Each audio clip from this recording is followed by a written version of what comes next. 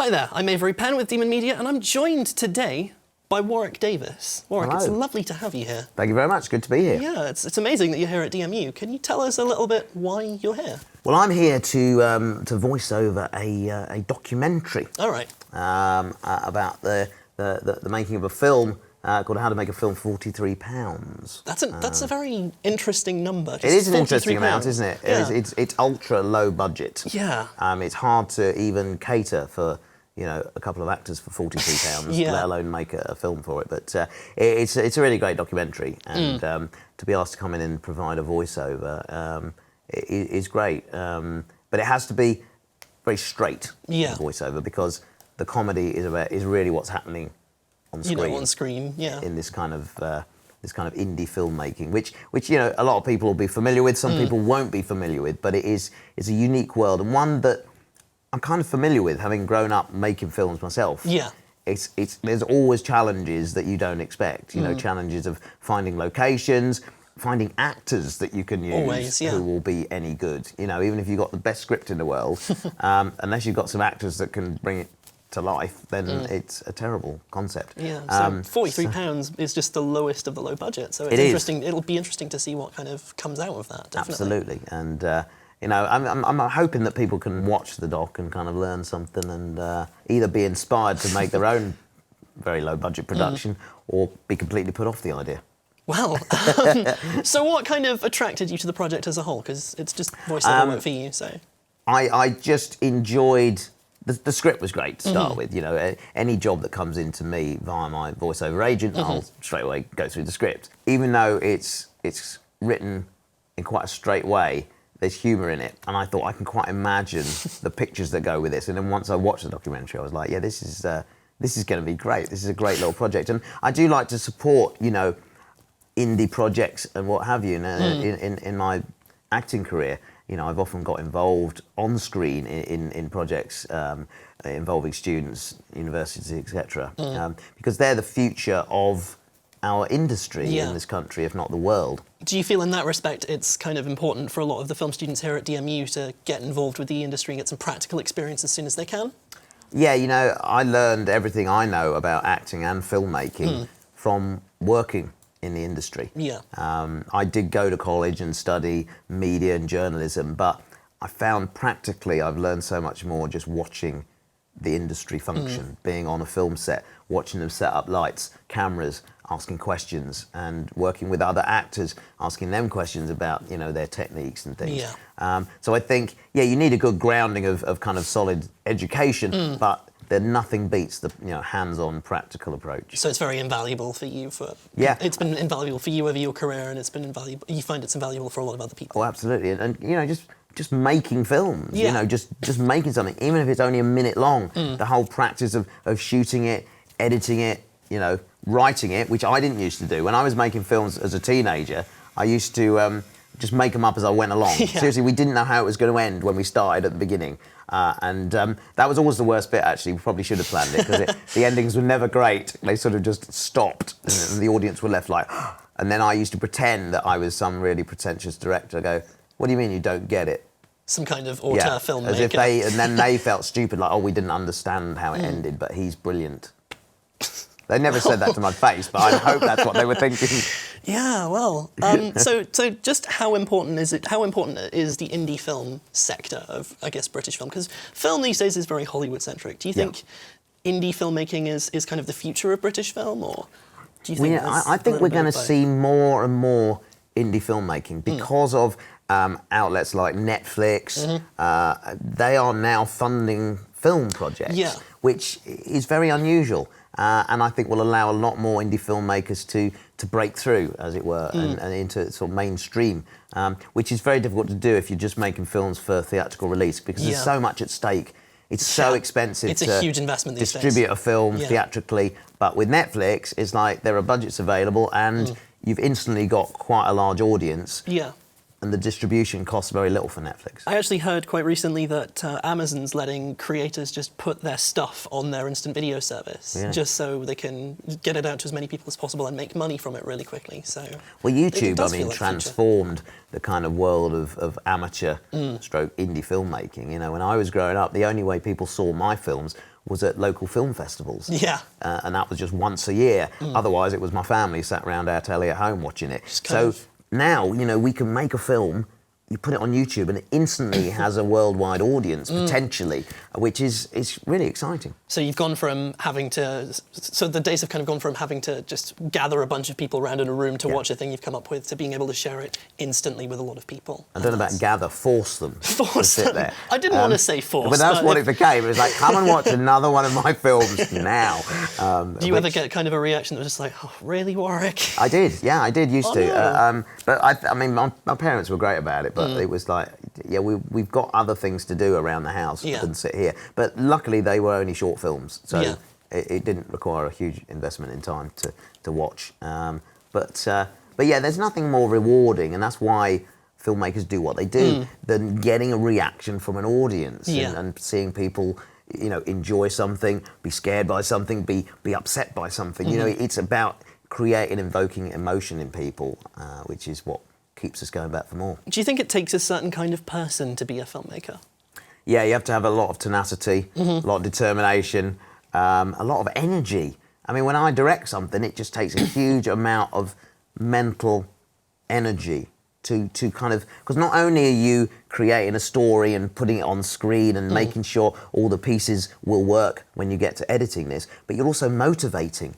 You are the kind of leader of an army. Yeah. You've got to motivate the cameraman to get up at 6 o'clock in the morning and set his equipment up. You've got to motivate the actors to learn their lines. You're constantly motivating everybody to be involved with this project, because usually you're not paying them. Yeah. So, you know, it requires a lot more. And even when you are paying them, there's still, you know, a great deal of motivation required, because you're the reason they're there in the middle of the night filming, because you've decided this scene should be set at night in the rain. So you have to justify that by spearheading this kind of this push and this great sort of army that you've got around you. So it takes a certain kind of team leader and someone who can invest all of their time in something, but also make sure other people are willing to invest. It's a total commitment. You know, as a director, you should go without eating, basically. You know, because you should be hands-on, motivating this, and you will reap the rewards from it if you can work like that, but it's not for the faint-hearted, certainly. It takes a lot of energy, a lot of effort, and sometimes it doesn't always work out. There's nothing worse than getting to the edit and going, this isn't quite as I wanted it. And also you have to be willing to accept compromise. Of course. It's all about that. But for me, that's the hardest thing, is dealing with those compromises. My vision is what I ultimately want to see on screen or on stage. But sometimes the shots don't quite make it up. You don't always that get way. that because of a number of reasons. It's not necessarily the shots always, but it's the conditions, the location, the performances. So many factors can influence ultimately what you end up getting. Moving a little bit onto your acting career as well. I do have one of those. You've had an incredible one, I think. It goes without saying. I think a lot of people watching this might remember you from Harry Potter. You had a cameo in the latest Star Wars movie. I did, yes. Which I'm going to have to rewatch the entirety of The Force Awakens, which I'm fine with, to try and find you once more. It's a tough one to spot, that one is, yeah. It's in the middle of Maz Kanata's canteen. It is in there, yes. But what has, in your eyes, kind of been the highlight of your career? It doesn't have to be acting, but if acting's the one, then by all means. Oh, my word. I mean, people ask me often, you know, what is your favourite thing? What's been the highlight? And, I mean, I think it has to be Return of the Jedi when I was 11. And the reasons are because that character of Wicket, still people talk about the character today. You know, you either love or you hate Ewoks. There's that going on. But at the same time, Return of the Jedi gave me so much. In other words, it gave me a career. It gave me a life that I enjoy, you know, and something so unexpected. You know, when you're 11, you haven't decided what you want to be. Of course. You know. Have you decided? No, You're and a bit older than I've 11 literally now. just handed in my final piece of university work and I still have no still idea. Haven't decided. See, I think at 11 I wanted to be a fireman or a policeman, I think that's you know, that sort of thing. Pretty standard 11-year-old ambition. I didn't know that going into Star Wars was going to dictate what I did for the rest of my life. And also Star Wars is something that I talk about every day. Yes. Without fail. I still, even when I'm not making a Star Wars movie, I'm influenced by having to do events or other things that are related to Star Wars in some way. So I think that has to be my favourite. Yeah. So it was very much the launching pad of your career. Oh yeah, absolutely. But it's also just one of your favourite things.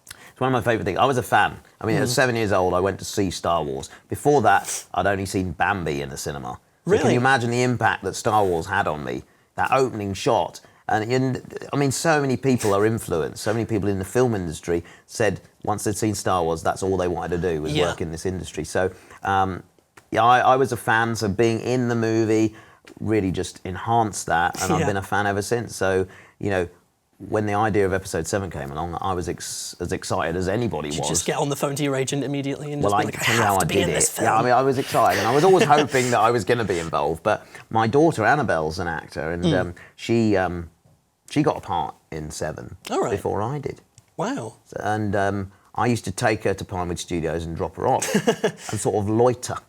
Because once I was through the security gates, I thought, this is my chance to get spotted. Just and maybe someone would go, Warwick, why don't you come and do something? Yeah. And eventually it worked, but I had to drop her off quite a few times for it to work. Do you remember how many times? Loiter a bit. I got thrown out a few times as well. Wow. But no, I mean, yeah, I dropped her off for a good couple of weeks, and they were like, why don't you come in and do something? I was like, yeah, really? Really? Okay. Acted all surprised. And so I did. It was great. Nice. Yes. But only a little bit, as you pointed out. Yeah, it's something of a cameo. You end up, you know, filming a lot of stuff, and then it gets cut down of to course, ultimately what we see in the film. But for me, it's all about being able to say I'm there. So now I have my foot in all 3 trilogies now. Nice. Which is cool. Do you think there's room for you to be in Episode 8? There's always room for Warwick Davis in a Star Wars film. Of course. I don't take up much space. So how long have you been in Leicester for? Is it just today, or is it I've been in Leicester just for today. Okay. Yes, Leicester's been, you know, mentioned quite a lot recently in the news. It has, yeah. So I'm sort of excited to be here. Yeah, how are you finding the city so far? It's very nice. Parking was easy. I went around some sort of one-way system that harassed me a little bit because I was trying to change lanes and somebody honked their horn at me. All of the one-way systems in Leicester just get to everyone eventually. So I was a bit harassed by that. Are you much of a football person? No. Right. It happened at school. Football was not my favourite sport, and therefore I sort of resent it a little bit now. So I don't follow it. My son supports Peterborough United. Yeah.